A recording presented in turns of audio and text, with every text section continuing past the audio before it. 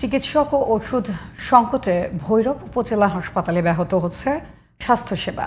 এতে ভোগান্তিতে পড়েছেন রোগীরা। দ্রুত কার্যকর ব্যবস্থা নিতে সরকারের কাছে দাবি জানিয়েছেন এলাকাবাসী।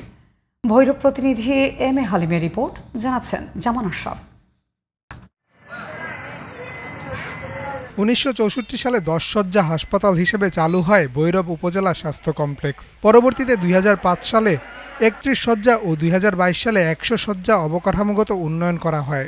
কিন্তু প্রশাসনিক অনুমোদন না থাকায় 100 শয্যার হাসপাতালের জন্য প্রয়োজনীয় জনবল নিয়োগ করা হয়নি। 50 শয্যা বিশিষ্ট হাসপাতালের সক্ষমতা থাকার কথা থাকলেও সেটাও নেই ভৈরবের উপজেলা স্বাস্থ্য কমপ্লেক্সে। 21 জন চিকিৎসকের জায়গায় রয়েছেন মাত্র 7 জন। ডাক্তার দেখাইতাম, ডাক্তার আইব 8টা 9টা 10টা বাজে, 11টা বাজে। 5 টাকা ভিজিটের লাগে মানুষের সরকারি হসপিটালের মধ্যে 500 টাকা ভিজিট লাগবে, দিকে দূরের ডাক্তারের দ্বারা যায় না, কিন্তু ডাক্তারই পায় না।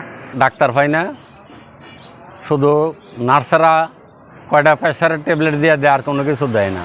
চিকিৎসক সংকটের পাশাপাশি রোগ নির্ণয় পরীক্ষার প্রয়োজনীয় সরঞ্জাম ও জনবল সংকটের কারণে বেসরকারি হাসপাতালে বাড়তি টাকা খরচ করে পরীক্ষা করতে হচ্ছে বলে অভিযোগ রোগীদের। ডায়াবেটিক্সের বেশ কয়টা ওষুধ আছে, এর মধ্যে এক একটা আইটেম থাকলে এই 30 দিনের মধ্যে 10 দিনের দেয়, আর দেয় না।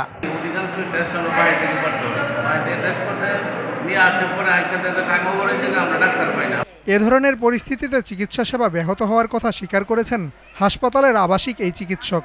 50 শয্যা থাকলেও ইনডোরে দেখা যায় যে প্রতিদিন 80 থেকে 90 জন রোগী আমাদের এখানে ভর্তি থাকে, এবং আউটডোরে রোগীদের প্রচুর চাপ।